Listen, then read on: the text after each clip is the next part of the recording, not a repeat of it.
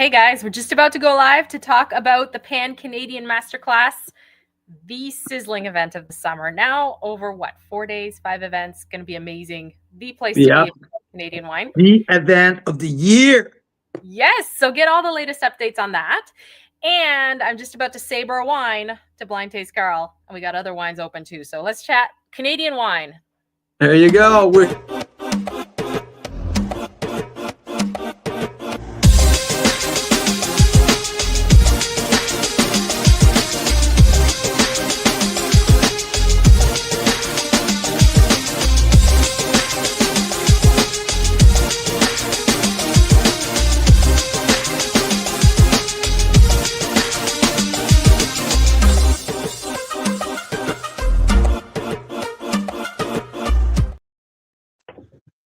Woohoo!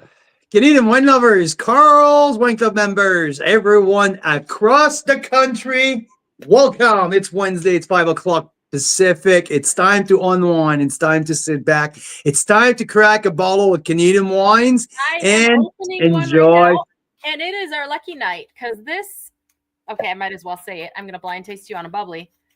It had double the foil. There you go. 2 capsules of foil on it. Is that a lucky thing? I mean, probably. Lucky or unlucky, depending on how you see it. But I'm not going to let you see the freaking label because you're going to try and guess where this is from and all that. But, sabering it. Hopefully, it's cold enough. That's the key to sabering. Yeah. So yeah. My knife, my handy kitchen knife. Yeah, make sure you don't do that towards the window, right? Nope. So now here I should be like what's the okay, first the foam is gonna spill all over the carpet. No, I put a towel. There's a 6 foot high window right next to her, and I should be I should be really calm, right? This should be really calm. No worry here. So yeah, welcome everyone. Carl's Wine Club members. When I'm sabering, I've only done this twice in my life. I look for the seam. I found the seam. Yeah. I just can you see it? Yeah, but you're too square. You're too square. But you put the blade, the knife blade on an angle. You should be 20 degrees, like flat, almost flat to the bottle. Almost flat to the bottle. I don't think it's cold enough. No. Your knife is too square. You have to have the other way around. So the knife, the blade just has to slide on the bottle. It shouldn't be too. It should be not like that. The other way. The other way. I know. Yeah. Okay.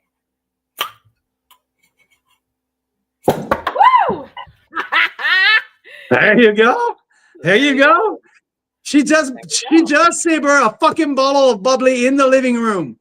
Yeah, she just did. Here, I'm telling you, that's just like she did. In my life doing we've been talking a lot in the last week or so to do more content. We want to be more out there in social media to have more of a creation. We want to be more creator. But that's the way to fucking start, Mira Boucher, sabering a bottle in the living room. Wow. And guess what, guys? It wasn't planned. Sabering is not such a scary thing. All you need is a nice sharp knife, a nice cold bottle of bubbly. You find the seam, and then you just go. Yeah. Freaking. Yeah, it wasn't staged. It wasn't planned. Nope. So, but, I didn't even know about it. Dun, da, da, da. See, that came right off the you did it. Welcome. Well, you remember the first time you did it? Do you remember which wine it was the first time you did it? Lakeside Sauvignon Blanc bubbly. Yes, I still have it there, and I still have your cap, your top. I still have, thanks, Marcel. Welcome, Marcel. Welcome to the show. You freaking saw it live. I didn't know. She fucking sabered a bottle in the living room, man. There's a huge towel next to me. We're all good. all good. And where did the lid pop on the wall? How much it actually chip didn't even hit the wall. It kind of flew over and it landed like 4 feet from me.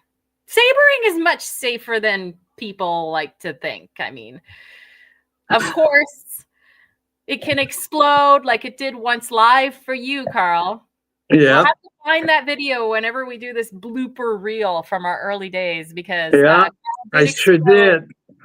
A bottle of bubbly. It'll explode if it's not cold enough, is what I understand. It absolutely shattered in my hand. And you're very lucky because you were wearing glasses. I mean, that's where it can get dangerous. So you have to be careful. Yeah. And I found glass shards from that explosion for months. It was like behind the cabinet, like everywhere. That was everywhere. So welcome, Daryl. 2020 Caution Chase Churchside Chardonnay in the house. You have a stunning shard in your glass, my friend. Welcome to the show. I love that wine. The 2021 Churchside Chardonnay was the wine featured at the Pan-Canadian last year from Clausen Chase. There also you have a year older in your glass. Big Bold 2020, buttery. What do you think of the 2020, Daryl? I can't wait for your opinion. You let me know what you think. I'm always been a big fan of all Clausen Chase, almost all Clausen Chase wine. There's one wine that I wasn't sure at the very beginning, and it was the sparkling. But for the rest of the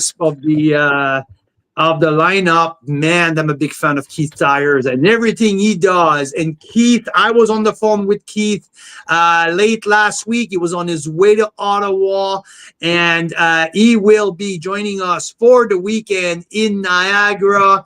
There's a few thing for him out there, and he's going to be spending time at the Pan-Canadian with us. So I can't wait to see him again.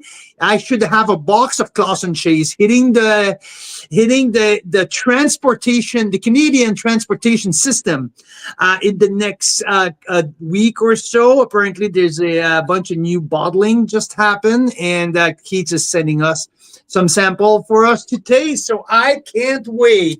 Daryl, welcome. Marcel, welcome. I want to know, everyone who are tuning in tonight, where are you tuning in from? We are on right now live from Summerland, BC, in the beautiful Okanagan Valley. It's a murky day, a little bit of rain on and off. So this is the time of year where we get a lot of rainbows out here, and it was beautiful. 2 days in a row, eh? 2 days in a row. Huge rainbow right outside my window here over the lake. Okay, I'm bringing you your blind tasting bubble. We know It's a bubble, guys, because if you missed it, I literally sabered that bad boy. She did in the living room. She just sabered a bottle in the living room. Go figure. And I tried to tell the kids to keep their glass in the kitchen and all that. She just sabered a bottle of bubbly in the living room. Hey, Stacy and Jeff have pretty impeccable taste for a Wednesday night, you guys. That's pretty spectacular. Absolutely. Burnship Bay Reserve Red, the top value wine of Carl's Wine Club in 2024. What a great choice, you guys. I love that wine. Love that wine. Big time. And Miles Edge White. I bet that is from our January feature with Intersection Winery from the Golden Miles in the Okanagan, right outside of Oliver, British Columbia. Stacy, Jeff, welcome to the show tonight. Great to have you. Some good wines in your glass. I have a pretty good Pinot Noir and a Gamay in my glass. I have some Malivoire. We have just finished all of the tasting notes about Malivoire. That going in your inbox on Monday morning, maybe earlier. We never know. Thank you, Mira. So we have 10 wines from Malivoire, including 2 fantastic bubbly. I mean, they got me back on the bubbly train. I haven't had some great bubbly for a while, and I've never tried the whole portfolio at Malivoire before. Outside of a Gamay last year, I knew they're a Gamay house. They produce some good Chardonnay, this and that. But I dug deep into their portfolio in the last month or so. And Jesus Christ, that their wines are good. And some of the very best bubbly that I have, they're non-vintage brut. Absolutely knock my socks off. Like big time, big time. The Bijou Brut non-vintage. This one here for $32. Knock my socks off big time. So good. They also have a much more serious, cerebral wine, more complex. Not as approachable, not as fun, but much more zippy, energetic, tense. Like there's a lot of tension. This is the Blanc de Blanc. 2018, after 5 years on lease, at $44, like a $12 more than the Brut. Also really, really good. So, yeah, I really started to enjoy Malivoire pretty good. 3 Chardonnays in the lineup that is coming up. And I'm telling you, keep an eye on the Forgotten Row of Malivoire, a small little tiny production of grapes that they left in the vines in the specific block of the Mira vineyard. They left these grapes an extra 2 weeks in that block to make something like 41 cases, I believe, of the Forgotten Row. And we have that in the feature next week. I gave it a 93 plus point. A pretty cool wine. Right now, I'm from Shiraz own farm on the Beamsville bench. This is the Motiar Pinot Noir, the 2023 on pre-release here. Really, really Pinot. Like that's funny. Last night I poured a glass to Mira. I think Mira, you might have the Gamay in your hand right now. The way that I saw the color in your glass, it's a little darker. I think you got the Gamay in your glass. So the one on the left is a little darker. The one on the right is a little lighter. The lighter one is the Pinot. I think that the Gamay got a little oxidized. It's been like 5 days, and I didn't put the rubber cork on. I just put the little tip of so it might get a little oxidized. I didn't treated the 2022 Courtenay Gamay with a ton of respect. After tasting it and rated it 92 plus point though. Stunning Gamay. Malivoire are known for their Gamay portfolio. I've never been someone truly attracted to Gamay naturally, but after being with Thomas Batchelder a few times and discovering more of the single lot, single plot Gamay, I'm starting to open up to the grape. And now Elisa and Shiraz are really, really bringing me on the Gamay train because they have like 4 or 5 different Gamays in their portfolio. And yeah, the Courtenay 2022, which is the pre-release, not available anywhere but just for Carl's Wine Club next week. After I rated the 92 points, the 2021, we had 21 Courtenay Gamay in our advent calendar. This is the 22. 22, which is known, after talking to many winemakers in Niagara, 22 is the new flashy vintage. Let's put it that way. Great vintage. Not a ton of fruits out there, to be honest, because there was a bad frost at the end of 2021, especially on the Beamsville bench. We're hit pretty hard. Small production, but really, really concentrated wine, and I can see that in these wines. So, yeah. Wow, the comment section is freaking going crazy right now. I missed a ton. Hey, Mike, Bijou Bator for Gamay. I mean, we visited with Thomas Batchelder. He just released today. Yeah, but Bator doesn't exist anymore. There's no Batar in the lineup anymore. He had a few different Kirby, little Kirby too. Yeah, he has 10. You're right, Mira. Sorry for cutting you off. You can tell the news. I just saw on social media that they just released 10 single vineyard Gamets. I mean, I got the email earlier. What's that? I got the email earlier. Yeah, you got the email. You're on the list. Jeez. So we are still going to do our best to source some of these super rare things from them a little later this summer for you guys. But of course, if you are on the list, that looks like a pretty sizzling. How fascinating, right? If you're into Gamay, to taste 10 single vineyards from across Niagara. That's Thomas's whole theory, as we know, is if you want to get to know terroir, you do the same varietal, single vineyard, single block, and see how different they are, even like 100 feet apart, right? Super interesting. Yeah. Oh, and there's new Chard too, Elaine says. See, we're all in the know. We're all in the know. Oh, yeah, I know. I'm talking with Thomas on early next week, Thomas and Mary, and we're going to set a date for a release with Carl's Wine Club as well. We spent a lot of time on the phone, Mira, in the last week or so. We are full on Pan-Canadian organizing some different events, and Pan-Canadian confirming, and so walk you through what we know so far, because there's some great things, some favorite things returning to the Pan-Canadian in June, some brand new things, some great updates, and then there's like 1, 2, 3, 4, 5, 6 other fun things to talk about. But I think, Carl, oh, yeah, Elaine's in for Friday for the vineyard touring. That's going to be awesome. Yeah, we'll talk about that. I just got that. You don't have your phone, Mira. I got the phone up here. I just got the notification 2 minutes before the show started. Ralph just got the ticket for Friday. That's great, because I think there were only 6 left for the Friday. Yeah.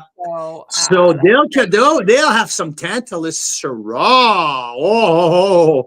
West Kelowna Slope here in the house with Tantalus. Well done, Dale. Gamay here. I'm just reviewing all the text. Oh my God. There's some big wines open. Whew. 2021 Cap Syrah for the average wine enthusiast. Mike, geez, you're treating yourself. Well, this one was one of my top 5 wine of the year last year from 2023 when this one was released. So outstanding wines in your glass as well. Ralph and Elena have some leaning posts in their glass. Woo, woo, woo, woo. Rocking across the country. I mean, you guys have such great taste. It's fantastic. So, Carl, I don't want to get into these reds before I have my bubbly here. So you tell me what's in your glass. 2017 Pinot from Leaning Post. That is awesome, Elaine. I have sparkling wine. That's what I have. I did saber that sparkling. I did. Jeez, I don't know. And yeah. Okay, I mean, I don't see that being a, like, it's not a Blanc de Blanc. It's not something vintage, serious.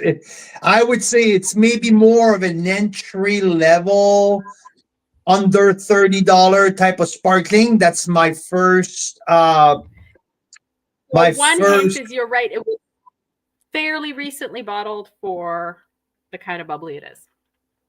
Okay. So new release, really full of life, really full of super expressive, more expressive on the palate than it is on the nose. Ton of citrus on the nose, but also tons of white flower. Tiny bit of brioche, but not much. It's not something, not too many brioche, Lisi. So it's something like with a fairly low amount of Lee contact. Yeah, it's more on citrus, green apple, maybe Sure, but I'm might want to say I might be Vidal sparkling, maybe not. Well, the trouble is, of course, there were only so many bubblies at our house that recently arrived. So I think more and more I'll have to start a program for wineries, and I'll be like, you ship the secret wines to me, write secret on the box, and then I will make sure Carl blind tastes them. Because otherwise he opens the boxes and he sort of knows what's around, right?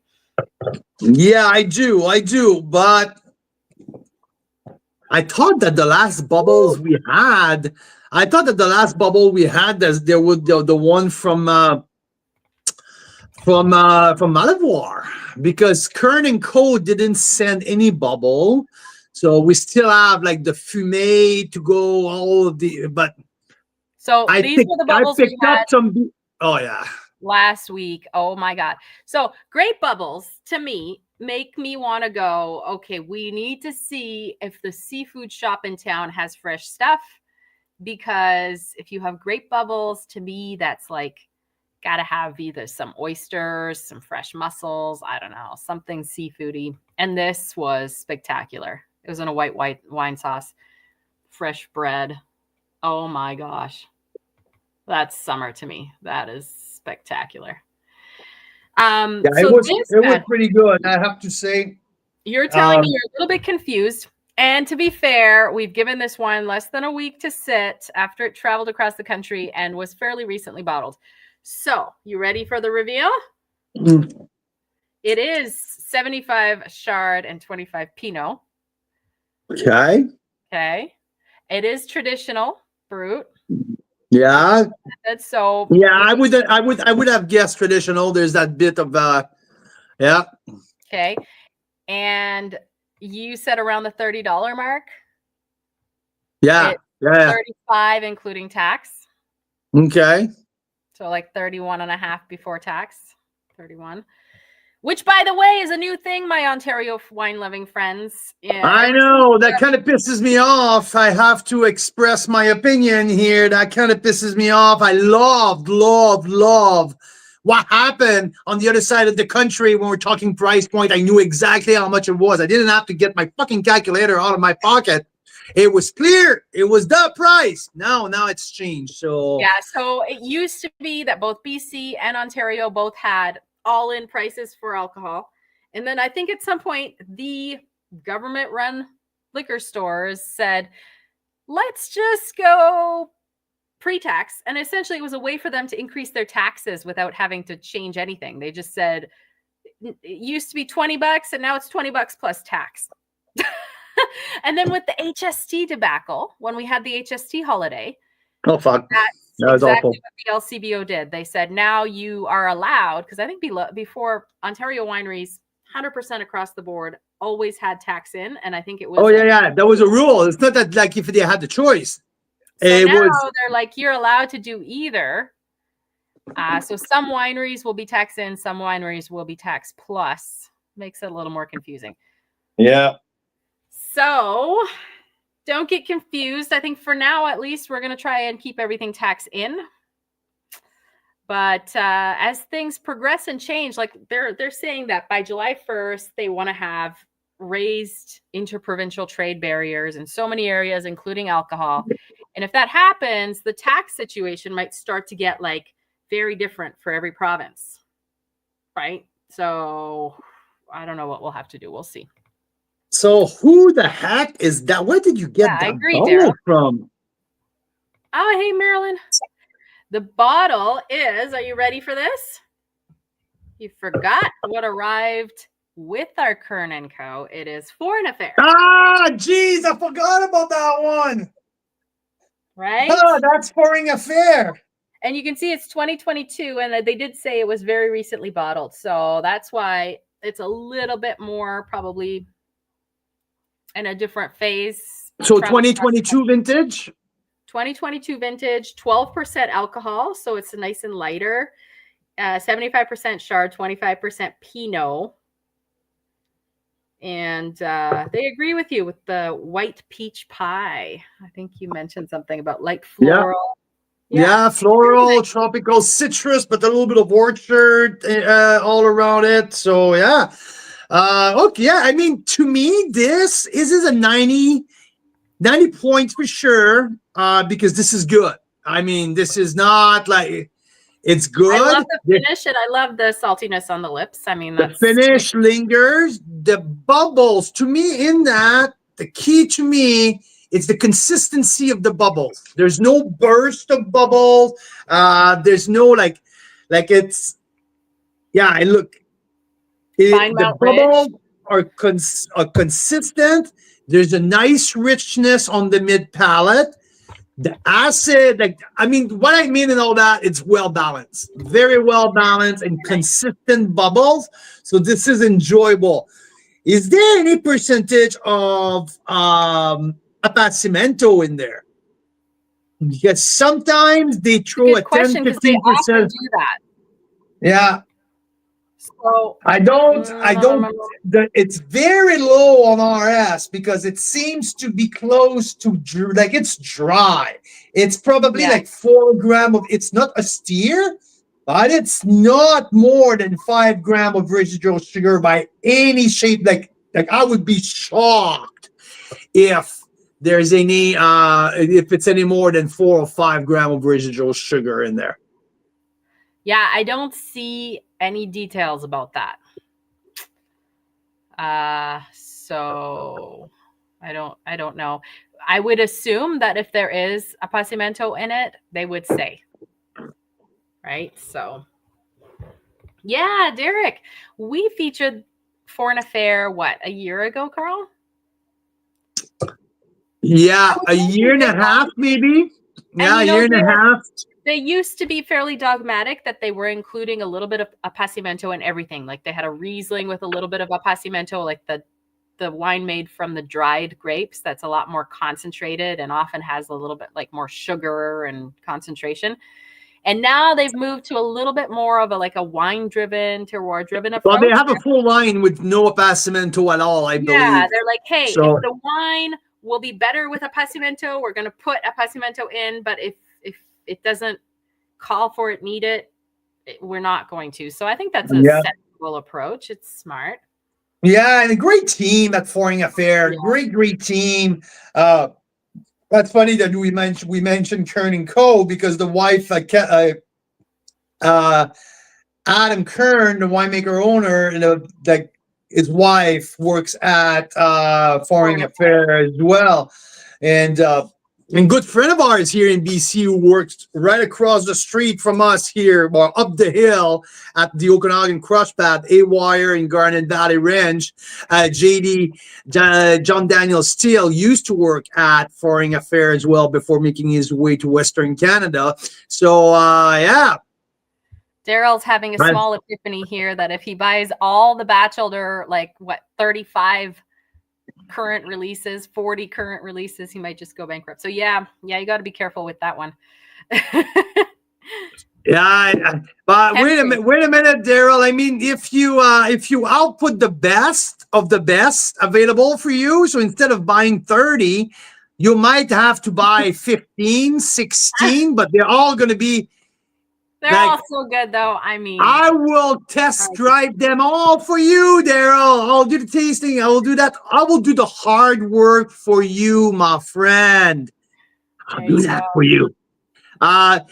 Elaine was saying that Ladybugs was canned at Between the Line.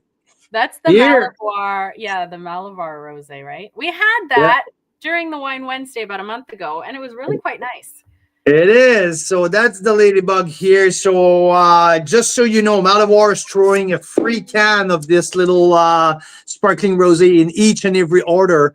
I think that's such a great idea, because if you have never gathered up the courage to try a wine in can, that's a good one to start with. I don't think it will disappoint. No, it's super summer friendly, nice, crisp, like there's a nice pop to it. I quite enjoy that. There's quite a convenience, especially if you do things like boating, which I do plan to this summer.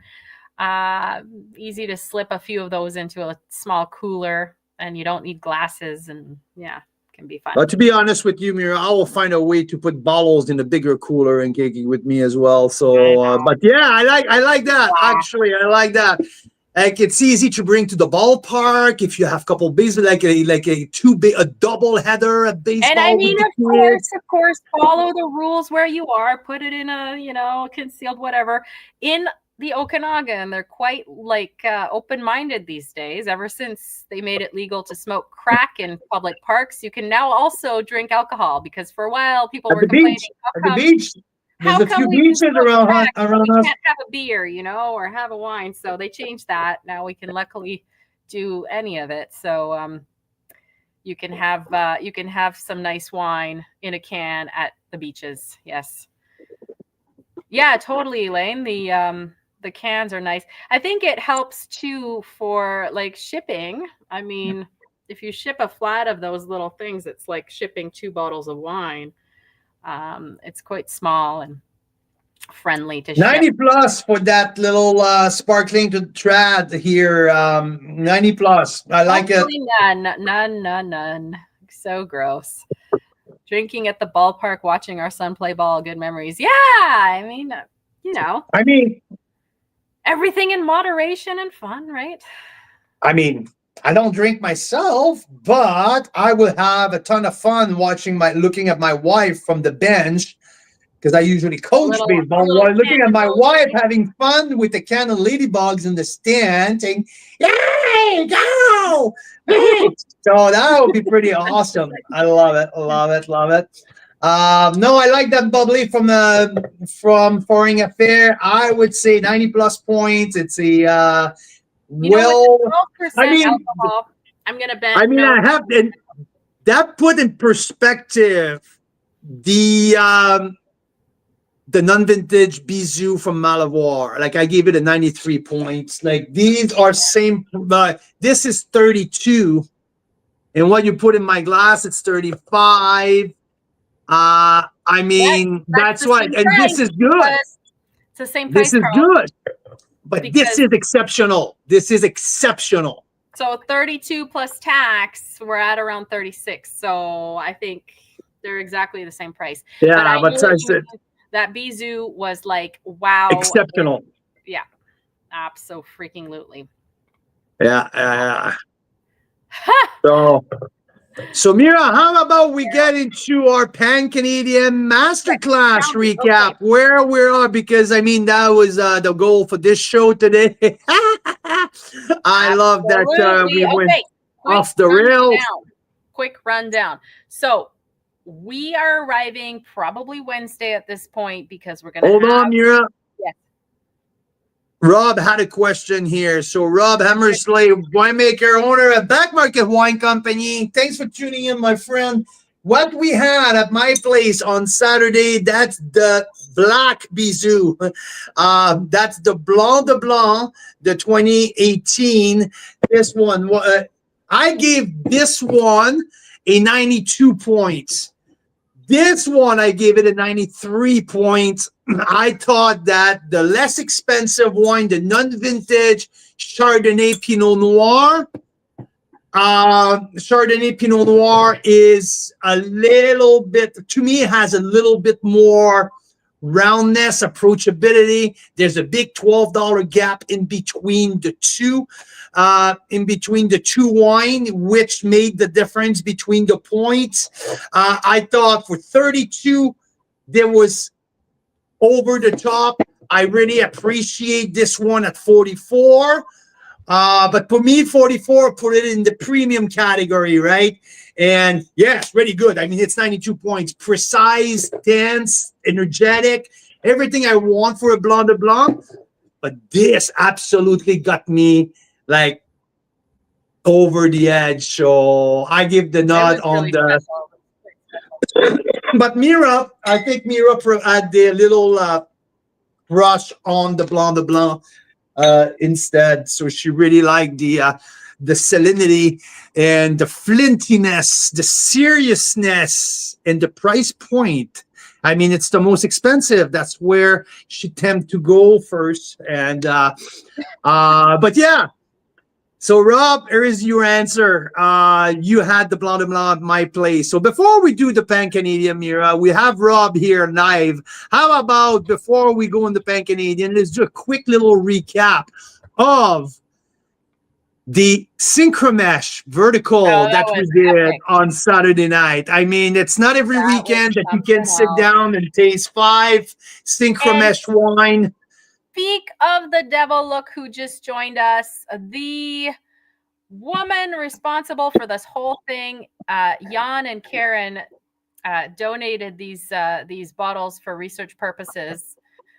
We donated a 2008 Suan Staff Riesling and a 2019 Roberts Block from Suan Staff. So it was quite a night of extensive hard work and research on behalf of the Canadian wine lovers. Yes. Maryland. So we're talking about sweet wines with low alcohol, these Rieslings, right up your alley that we had. So, I mean, Karen and Jan had been saving these. We had a Synchromesh Riesling from 2010. 10, 15, 16, and 20. That was the 4 synchromesh that we had. And just back to the Mira, let me backtrack for a second here. So synchromesh, it's a Riesling house here in Okanagan Falls, actually. Started in 2010 with their first vintage. They quickly became the reference, quickly became the top Riesling producer in the Okanagan. Almost, I would say, well, fairly rare wines, small production every year. When the condition are not proper, they don't make wine. So They're I mean, fairly cult style well, Riesling. exactly right. I hesitated to use cult, but I mean, this is not cult, but it's pretty close. When you talk to wine geek, they know about synchromesh. They do single blocks. They have different single vineyards. They were one of the first to put vineyard location on their vineyard appellation on their bottle from the Okanagan, which is not a big thing around here. So yeah. So synchromesh from Okanagan Falls, 2010, 15, 16, and 20. Mira, what did you think? Which one was your favorite of the lineup? Mine was the 2010 Synchromesh and the 08 Suan Staff. So I mean, it was fairly. I like the old wines, Carl. This is the thing. I know you do. I know you do. Thanks, Lord. Thanks that I'm older than you. Oof, I'm safer at that point. But just so you like, I mean, it was fairly unanimous around the table. I think that the 2010, for all purposes and every aspect, the way that it aged, the texture, everything in the 2010 was up to par. It aged exactly the way that we expected. To me, it was a little bit more Alsatian style than German style, with lots of dry apricot. But I mean, terrific wine, terrific 15-year-old wine. It was great. I love the texture. 2016. Just like Rob mentioned, I mean, it was quite obvious when you smell them all. Mira, do you have the picture with the one with the glassware on the table? I'll get it. All right, that's not a big deal. It's not a big deal. But when you smell them all side by side, the 2016 had the very classic Riesling nose, which was really cool. The 15 was a little disjointed. The 2020. I have a theory about the 15 because Vanya Pacheco, who is in our group, and she loves the 15. You know what? We had a 15 in a half-size bottle. And the size of the bottle matters when you're aging, right? When it's 10 size matters every time, Mira, on everything. Right? So, I mean, it could have been that it was a smaller bottle. It might be like 2-3 years more age than the 15, the regular bottle, and definitely. Now, even then, though, it should not have been that different. But anyway,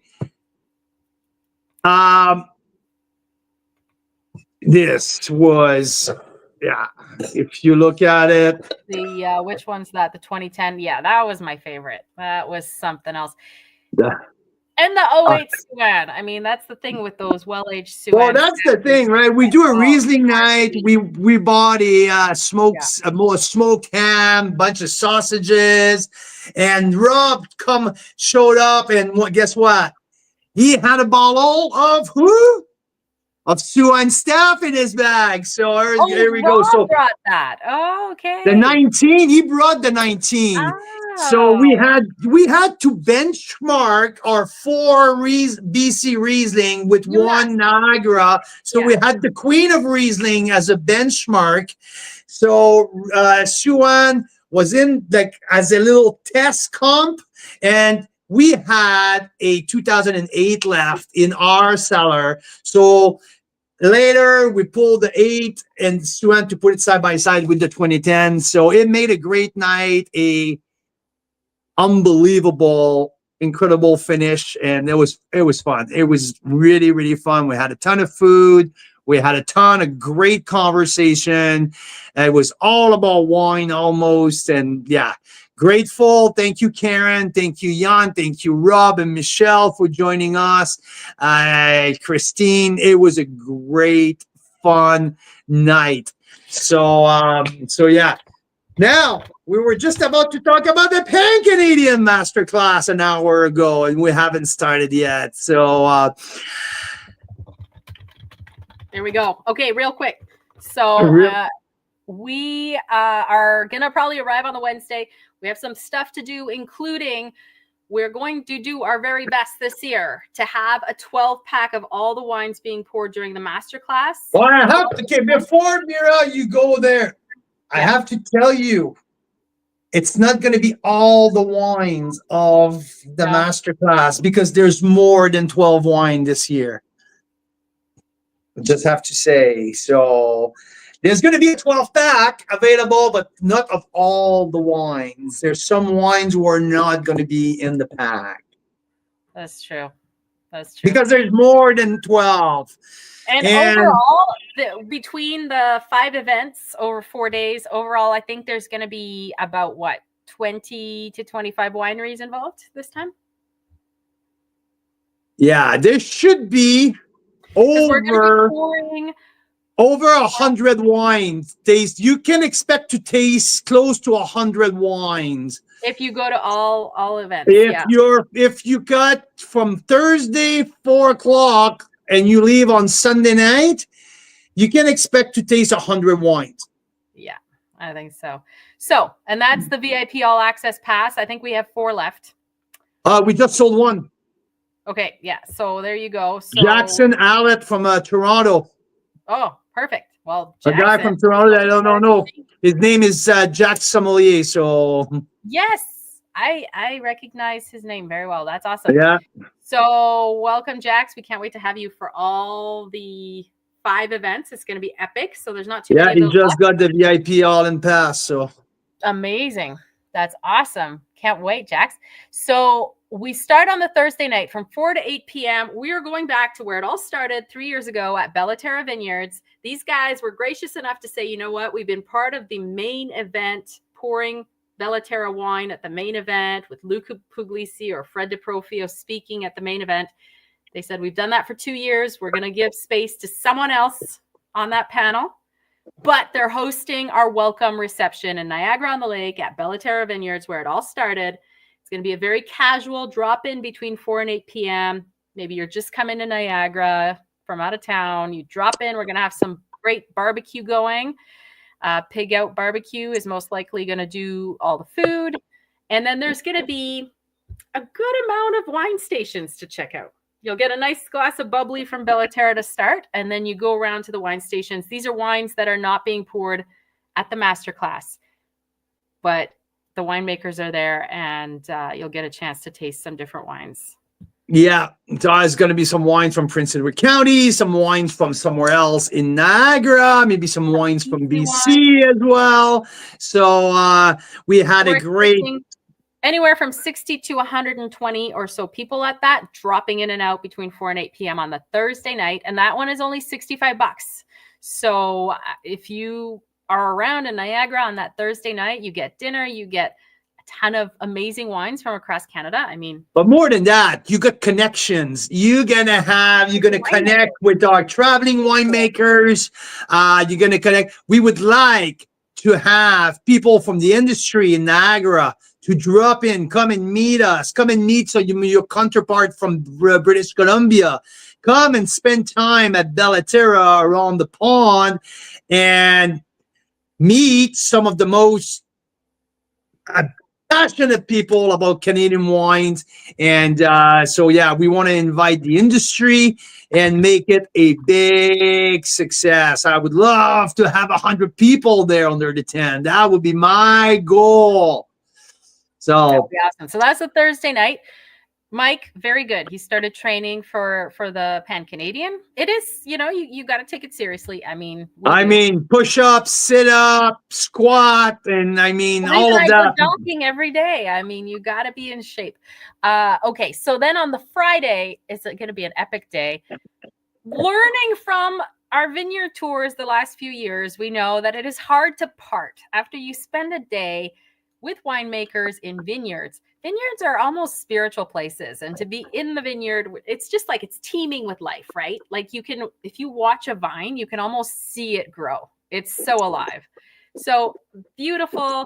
And we'll taste the wines from the very vineyards with winemakers at 2, potentially more vineyards, with a bus. And we'll also have lunch and dinner together. So we've learned from the past. After a day of vineyard touring, you're starving, and the last thing you want to do is go and cook dinner or something. So we're all going to stick together and make sure there's some fabulous food to be had. So there you go. So let's talk about the vineyard tour, because we have half of that day planned already. So the vineyard touring, it's starting with the man, the myth, the legend, Brian Schmid. So Brian will be taking us in. You go. This was what started the whole taste wine in the vineyard thing. We were tasting 2 wines, 2 sides of the vineyard, 2 different clones of Cab Franc, 2 very different wines, like 10 feet apart, right? And we're going back there because it's our 5th anniversary as a club this summer. And our 5th anniversary club wine might just come from that very spot where Brian is sitting on his tailgate right there. Exactly. So we're seeing that. We're going to be back where everything is started. Our first ever tailgating. Rob Hammersley was with us. Mike Laplante, the average wine enthusiast, was with us. See them right there. Look at them. Look at them. Look at us. Yeah. We're all so young. It was so many years ago, 3 years ago. Yeah. So that's going to be, we're going to go to Vineland to start. We're going to have a glass of bubbly there at the winery. We're going to tour the winery a little bit, and we're going to head in the vineyard. We're going to taste the different Chardonnays, because there's Chardonnay Musqué, there's the Boutique, there's different tiers of it. So we're going to taste some Chardonnay. We're going to also head our way into the Boutique vineyard, where there's the 214 and the 327 clone side by side, just split by one little gravel road, where we're going to taste these 2 wines from each side of the road, which is a fantastic experience. So we're going to do that with all of you guys. We're expecting, I don't know how. Okay. Brian asked me this morning, how many wines would you guys would like to taste? I said, I don't know, maybe. Let's be sensible, okay? Because we're going to 2 other places after this. So let's do a bubbly on arrival and then 2 side-by-sides. And he said, so I don't know what it means, but yeah, We'll see when Brian opens the cooler, and we'll start tasting in the vineyard. But it should be an outstanding first part. And after that, we're going to have, that's the part that we're still planning, but probably having the lunch at Vineland or from Vineland somewhere. So yeah, it's in the work, and a second vineyard experience in the afternoon before we go for dinner somewhere that I have very not close to that vicinity. So what we need to know is the Friday we're doing the vineyards. I think it's leaning towards the bigger wines, cabs and things like that. And then the Sunday we're leaning towards what the Beamsville bench is really known for, which is the Chardonnay and the Pinot Noir. Am I right, Carl? I mean, it's fairly the same type of wine that we made. Like, I mean, we'll see where we. Funny enough, right? Like, I mean, I'm not going to start promising, oh, yeah, we're going to go for big Merlots and Syrahs and all of that. So Beamsville Bench is known for a few grapes varietal, and we're going to explore the Beamsville Bench for what it is, right? So... yeah, it's not like we're trying. It's not like we're saying, well, this is what we want on Friday. No, it's just... that's what the Beamsville bench is all about. So that's it. And it's always been my motto. Wherever we are, we're going to go for what's best from that specific region. And that's why, like, when we look at our tour last year and in Niagara-on-the-Lake, I mean, we tasted big and bold wines because we were in Niagara-on-the-Lake, right? We barely tasted any Pinots and any Gammets and all that because we were in Niagara-on-the-Lake. So what did we do? We tasted big and bold wines. But now we're going to be on the Beamsville bench. So what we're going to do? Yeah, we're going to taste Pinots. We're going to taste Gammets. We're going to taste Chardonnays. We're going to taste Cap Franc because there's some outstanding Cap Franc out there. I can see Daryl's getting excited here. We're going to taste blends. But then we're going to do barrel tastings in multiple different places. And it's going to be a showcase of the Beamsville bench starting on the Friday morning at Vineland Estate. No, Daryl, as much as I'd like to, all I'm going to be responsible for is, like, when does the bus come? When does the bus need to leave? If we don't respect the bus and it leaves without us, how do I find taxis for everyone? That sort of thing.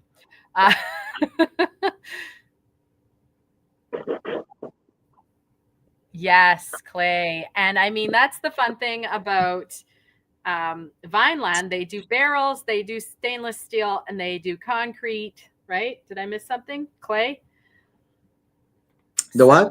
Fun. Oh, just at Vineland, they do stainless steel, clay amphora, concrete, and barrels. They do a lot of different vessels, right? Yeah, it's not anyway. So let's not mix up what they do, what they don't do. But I mean, yeah, certain wines they have something in mind, and yeah, there's more to come on that exactly. But clay amphora, you're absolutely right, Mira. 100%. Neutral oak, a lot of neutral oak, very little new oak at Vineland. A little bit of stainless steel as well. So if you put all of these three different vessels, you put that together, it might end up something that with the Carl's Wine Club logo very soon. Yeah, so that's Friday. That's the day that we're still working on for the second part of the events in now, okay? The Saturday, it's going to be fast because there's 2 events in one day. There is the masterclass that starts at 1:30 at Sue and Staff. And that is the big event. This is, the second year we did this last year at Hester Creek, the Hester Creek staff were like, well, I think some people are a little bit intimidated that we called it a masterclass. Like, some people might be worried about going to a masterclass. Is it kind of like sounds a little intimidating? And I'm like, that is probably not a bad thing because we are not at all intimidating. Okay. You can come to this if you know nothing about wine and you will have a blast if you're open-minded. But there's going to be a lot of geeks in the room. And don't be afraid to taste a lot of wines. For people who are thinking that, oh, I'm going to have 2-3 wines, and you're going to have to spit. Okay. This is the yeah. You got to put the, you know, yeah, you're definitely going to meet a lot of wine geeks, a lot of very passionate wine people. And we are literally going to go from 1:30 for about 4.5+ hours tasting wines together. And it's not like one of those tastings where you can go around for hours to all these different little booths and pick up a little sample here and sample there. And with your little coupon or your bracelets. Extremely curated based on the fact that Carl's tasted like 5,000 Canadian wines in the last few years. It is with winemakers, winery owners, principals from wineries, that sort of thing. So these are the people that have the most knowledge about the stories behind these wines, what makes these wines super special. You're going to hear all that. And it's just like nothing else. And we do it all together, right? It's not like you wander here, you wander there, you meet somebody and you go home. It's like, you're going to hear from the different winemakers. They're going to talk to each other. It's going to be epic.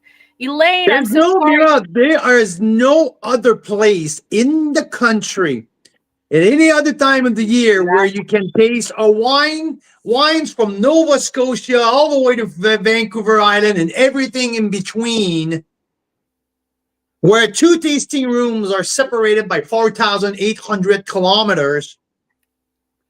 That's what the Pan-Canadian Masterclass is all about. Yes. From Benjamin Bridge all the way. I mean, yeah. So this is. So, I mean, okay. This first, and then I can show you a few pictures from the last ones, and then we got to let people go. I mean, it's been an hour. Holy cow. Was it? Things. Yeah. So this is what we're talking about with the legacy wine. Okay. This is a very special. But we haven't talked about the Sunday, Mira. I know. We will in a second. We haven't finished Saturday. But okay. I just have this up on the screen and then I'll bring up pictures. This is what Daryl won. Okay, this is the labels we're working on. A very rough draft. It'll be ready in the next week or two. But see where it says Sebastian Reynolds? That will say Daryl Hickey because Daryl won a bottle. And then members will also have the chance to get their own Magnum with their own name on it or a message. And it comes in a beautiful wooden box, like the whole thing. It's really special. The whole thing. And yeah, this is not a label. It's engraved in the bottle. So yeah, soon. Wow. Amazing. Yeah. So that's it. That's part of it. So the Saturday, tell us what wineries are confirmed, Carl, and what you're thinking, because we're going to do some things the same, some things different. Yeah, so I mean, we already have 8 Ontario wines confirmed. We have 4 BC wineries confirmed. So now we're at 12, but there's still easily 4 more wineries to be confirmed. I know Mira's like, this shit is doing it again. He's getting more and more wines. I know, but yeah. I'm expecting around 16 different wines for the main event. It's going to be from one ocean to the other. We're going to go from Prince Edward County. We're going to go from Nova Scotia. Now, Benjamin Bridge is on the top of my list. I have not talked with Jean-Benoit, the winemaker, in the last 2 months. Last time I spoke to him early in 2025. They agreed in principle, but we have not 100% confirmed it. Exactly. So I'm not going to, but we have now confirmed Trail Estate with the Chardonnay from Prince Edward County. We have Dobbin Estate with the Riesling. Peter Gamble, the consultant, will be a speaker during the panel. We have Brian Schmidt, who's going to do a full 20 minutes on speaking on the Legacy Project, especially. So that's confirmed. We have obviously Sue-Ann Staff, who's going to feature our Chestnut Tree Cabernet Franc. That's confirmed. Obviously, she's the host. Ilya Sanchuk is confirmed with Leaning Post, but we have not find the sweet spot exactly which wine we're going to feature for him. We have also, geez, I don't have my paper in front of me, but Keith Dyer email earlier today. Yeah, that's Keith. So Keith is coming. But again, like Bellaterra, he said, I've done this for 2 years. I feel like you guys need someone else from Prince Edward County in the tasting.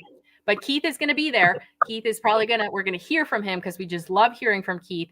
And hopefully he's going to pour something very special either at the dinner after or maybe on one of the touring days or the opening reception. Keith's going to have some stuff with us. He's going to be with us for the whole part. Stratus Vineyard is part of it. Dean Stoika, the winemaker, will be there. We probably will do Stratus Red Blend because they're all about blends. What else in Niagara? That's pretty much probably around that. And now, BC, Richard Da Silva with Da Silva Vineyard and Winery. We don't have the exact wine selected just yet. Oh, Ferox. Ferox from Niagara on the Lake as well. Thank you, Daryl, with Cubby. Cubby. Yes, Cubby Sadoun. Yes. Yes. So good BC, point. In the Okanagan, we have Richard Da Silva, Rob Hammersley, which is on right now during the show. So Rob is coming. We are going to talk about Merlot with Rob. So Merlot, so that's so also Clos du Soleil from the Similkameen Valley. Michael Clark is coming. Now we have confirmed today that Haywire Garnet Valley Ranch will be participating. Probably JD Steele, which is the one of the GM at the winery, will be traveling with us, to be confirmed tomorrow. But they will have either a bubbly or a Chardonnay from the Garnet Valley to be confirmed tomorrow. Painted Rock, it's a maybe. Daryl. Also, Maverick Estate is a maybe.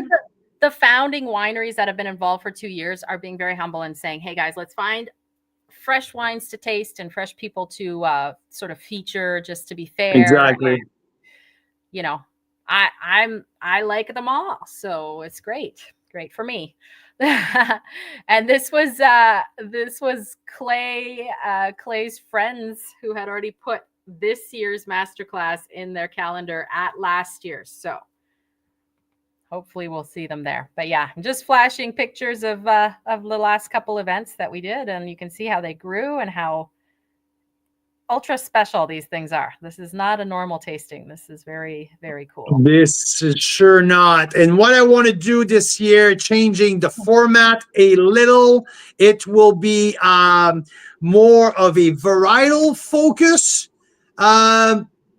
So instead of having our 12 panelists up front and going one by one from different and talking more about the regions, I want to focus on, let's say, 3 panelists to start with, the 3 Chardonnay representative. 1 representative from Niagara, Beamsville Bench, 1 from Prince Edward County, 1 from BC.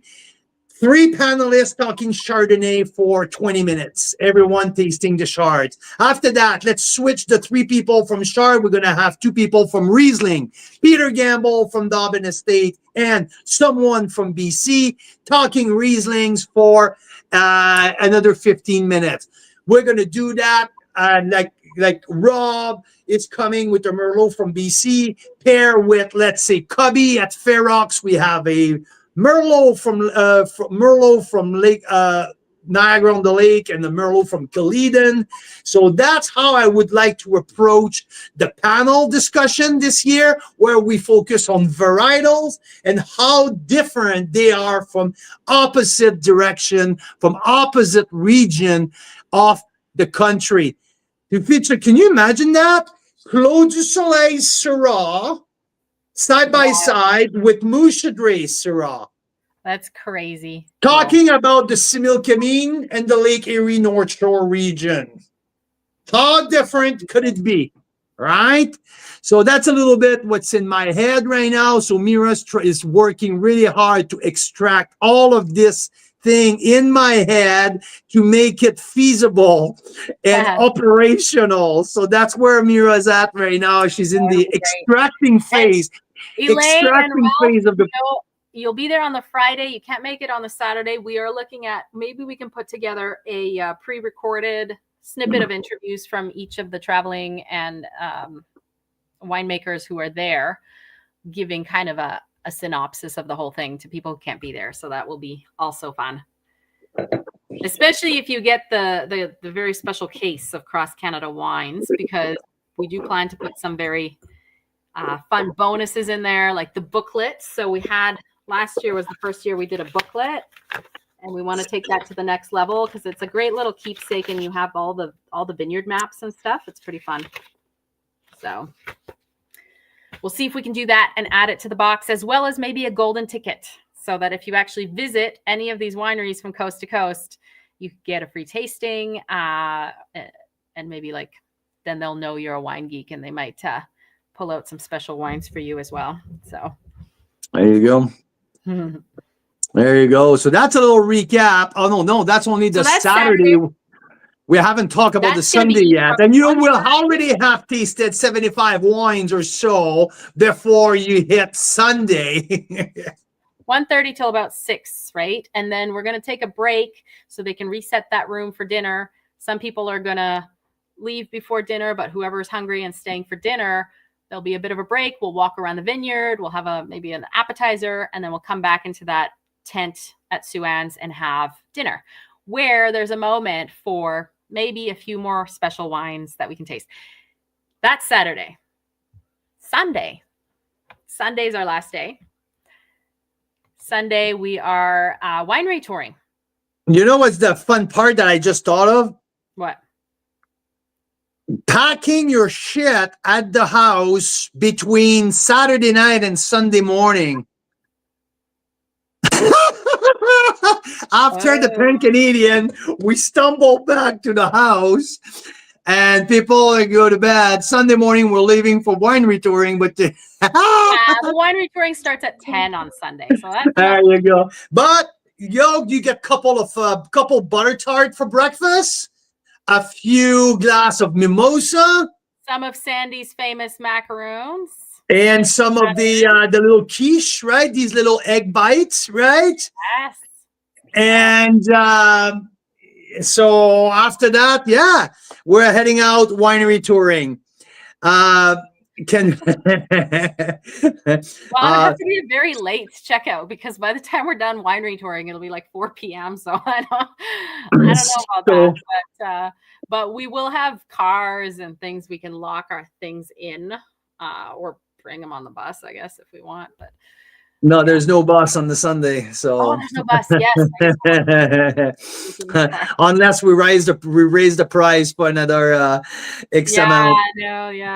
These darn buses are so freaking expensive. It's absolutely mind-boggling. It's mind-boggling. 90% of the time, we only need it functionally for half an hour, right? And the rest of the time, it just sits there waiting for us because we're tasting. So. Mind-boggling how expensive they are. Anyway, Sunday, first stop, Dobbin Estate. A 2-hour taste, about an hour, 45 minutes tasting with Anne Sperling, Peter Gamble, Nathan Dobbin, and these are spectacular wines, and it is a gorgeous spot. It's very interesting. So they have not released their first Pinot yet, and I got promised one of the first on the planet to taste it, and I can't wait. Yeah, we're going to be digging into their new Pinot creation straight from the barrel. So that should be a heck of an experience with Peter and Anne and Dave, the winemaker who works under Peter since the very beginning. So we're going to spend a good amount of time. After listening to Peter Gamble talking about Riesling during the main event on Saturday, you will dig into his Riesling portfolio at Dobbin as well. The Chardonnay that we featured in Las Vegas at the One Drop event, One Drop One Night at the MGM Grand will be also on the lineup that day on Sunday morning. So keep an eye on Dobbin Estate. I'm telling you, in the next few years, you're going to hit it because it's a brand new project. He just opened a year ago. Keep your ear open. You're going to hear some crazy stuff about that winery. And you will say, winery that I was there. Is Anne Sperling, Peter Gamble led, and out of the gate, their first wines are like 94, 95 points. That is, and not just Carl saying, me saying, like many. Decanter saying, Decanter saying, Jamie Good, Dr. Jamie Good from England saying, it's all wide open. There you go. So we'll get to go there. It's a very special place, and learn about how they found that site and what's so special about it. And it's beautiful. After Dobbin, we are going to have lunch at Taw's.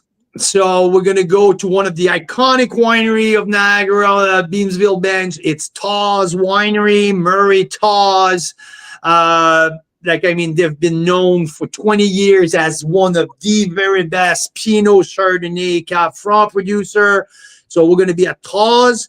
We're going to have a picnic there and a special tasting at Taw's. And after Taw's, we will almost certainly heading our way to Malivoire Estate Winery, the winery that we're featuring next week. Next week. There you go. Now you know the whole rundown. And we got to say one more thing. Washington State wines. There's a very important question in the chat, mate. There's a very important question in the chat. Very important. We have to stop. Sell out, so got to be careful. They only make 3,000 a week. So I think they need I already order I made something different. I ordered a pallet. She said, excuse me, sir, we don't sell by the pallet. It's by the box. I said, yeah, I want a pallet of boxes. Yeah. Butter tarts have been ordered, Daryl. Don't worry, we had a conversation with 13th Street already. And it's one of those things that they're so much better fresh. So, I mean, I think that just have to be like someone designated each day to go fetch. Fuck that. No. Nah. I want a big stack.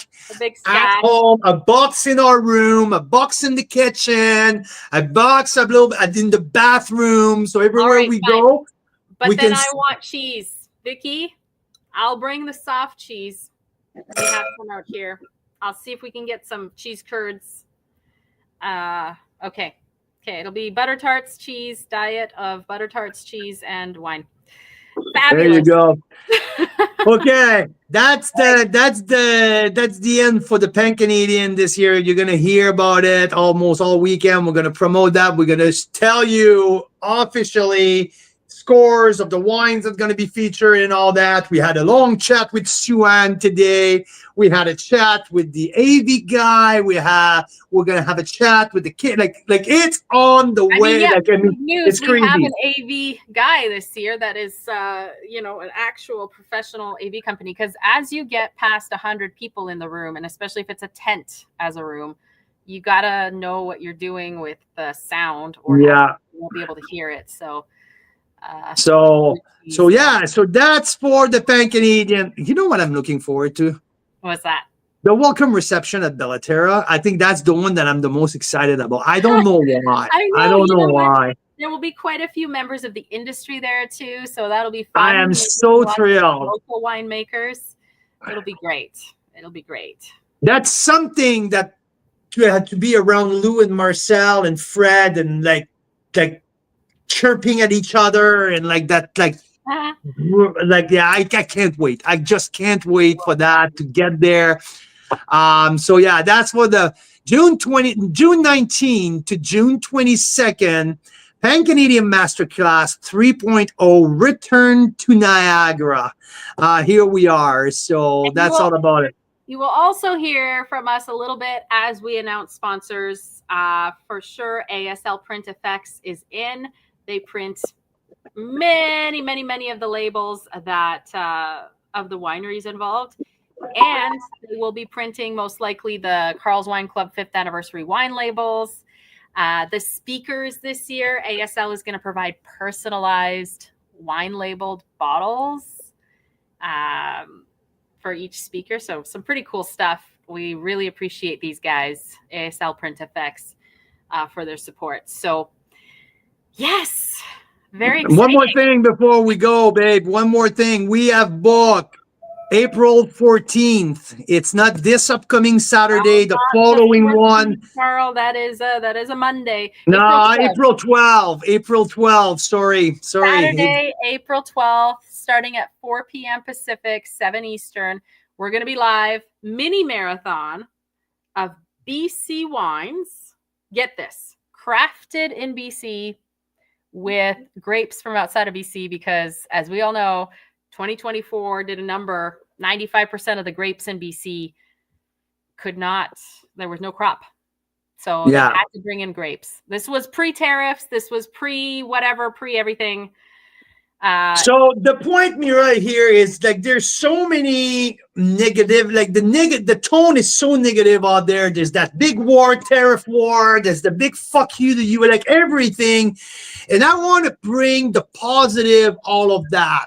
Okay, in all of these, like this uncertainty in terms of politics, in terms of like the mood here in BC, I want to tell people how good these freaking wines are.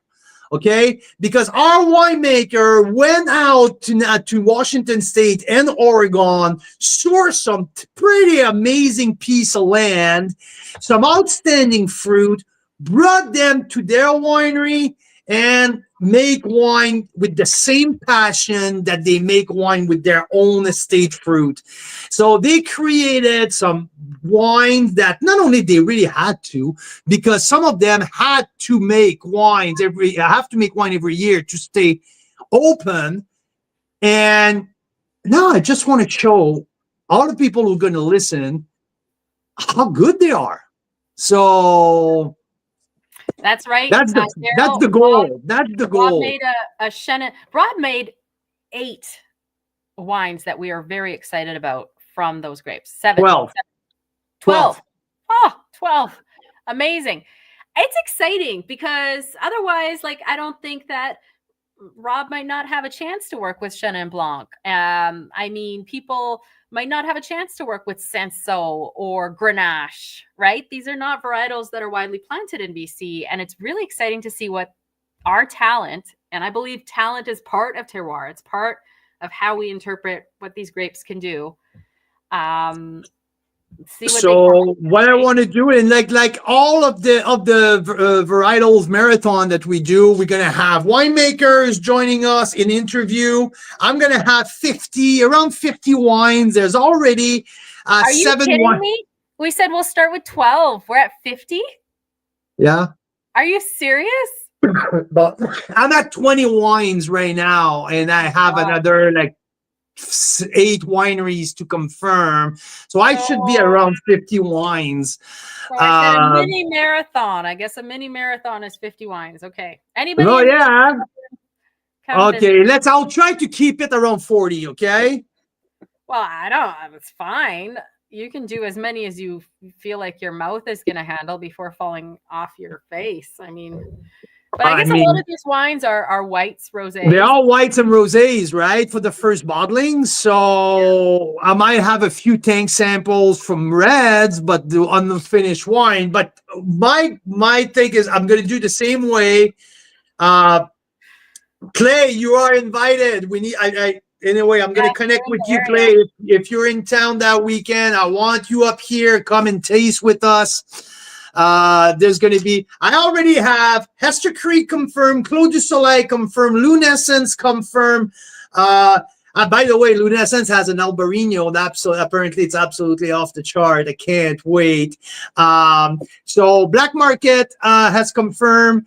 I also have Tightrope has confirmed, and each and every winery have 3-4 wines to send. I have a bunch of other wineries who are going to be confirmed in the next few days, like Courcelette, Maverick, anyway. So there's a lot. Oh, Code. Shea Code has confirmed as well that he's sending a few wines as well. So it's going to be a fun tasting. Things that we're not used to taste, grapes that we're not used to see certain producer work with. And because it was a necessity, because it was something that we had to do to stay the course. I mean, let's keep going. Let's stay positive. And I can't wait to taste these wines. Okay, Clay's asking for the dates. I'm going to send this to you, Clay. You're the first to see it. So look, Rosé, we're going to double check these, make any adjustments probably in the next day or so, and we'll send that out and post the dates. But we're looking end of May for Rosé. Well, I think he's asking about the Washington, the Craft in BC one. Oh, yeah. Crafted in BC is going to be in 2 weeks on April 12th. Clay. And that was a last minute thing. It's just me being sick and tired of hearing, especially reading on Facebook, our industry fighting each other back and forth, and oh man, the narrative is so negative, and people bitching about the politics and fuck this and fuck that. So I'm like, you know what? It's time for someone to gather some of these wines, to taste them, and to tell wine lovers that, hey, these wines are good. And a lot of people don't know the background, okay? And I think it was all pre-tariff. It was all pre-tariff. Nothing it's all been in the work for over a year because we didn't have any grapes. So anyway, Stacey, this is a very good idea. I like this idea a lot. The problem is, when you have 100 wines open, I mean, part of the thrill is finding the really thrilling ones. But we could probably also guess too, and send out sort of mystery sixes or something like that, and then you can have some of them. But the thing is, I have to taste them first, right? We don't know which one are good, which one need some work with some So that's the thing, right? That's why after the tasting, I'm sending usually an offer of the mystery 6 top wine or something like that, right? Yeah. So, yeah, but I like the idea with Stacey and Jeff. Stacey and Jeff, learn to be patient. Learn to be patient. Let's listen to Carl first. Let me do the legwork, and I'm gonna send you the best. Well, we can also go raid all of our cellars and find whatever it is that we're tasting. Get a few examples out. And then you might end up when we have so many open, there's a good chance we might have the one you have in your cellar open. Too close to Japan trip. Yes, I know that. Well, you're going to have to go live for us from Japan, Daryl. When you're at that Canadian store in Tokyo that has a better selection than any liquor store in Canada. All they have is Canadian wine in Tokyo at this store. And they have a better selection. Heavenly wine from Jess. I believe his name is Jess. Yeah. So an example for these politicians who are saying they're going to take down the interprovincial trade barriers, they should see what Daryl's up to in Tokyo with that store that has a better selection than any Canadian liquor store of Canadian wine. So anyway, patience. I know, Derek, right? Okay, Uncle Carl. That's right. I'm just about to run out of battery here. I mean, it was not planned to be an hour and a half show. We thought we were going to do. You're supposed to go get pizza for my. I know. I'm gonna go get the kids a pizza for dinner. There was no Jamie exactly at Heavenly Vines. Thank you, Rob. Thank you, man. You tuned in the whole freaking show. You're a warrior, man. Thank you for tuning in. Wine Company has wines in Tokyo. And absolutely, but they have none in Quebec, neither in Ontario, because it's too fucking complex to send our wine there. But crazy, Tokyo, right? Here we are. Anyway, now let me start. Let's keep it positive. Let's keep it positive. Let's keep it positive. We should. Canadian wine lovers, Carl's Wine Club members. It's happening. Where is the Chardonnay? Hey, cheers. That was an awesome show. Thank you, guys.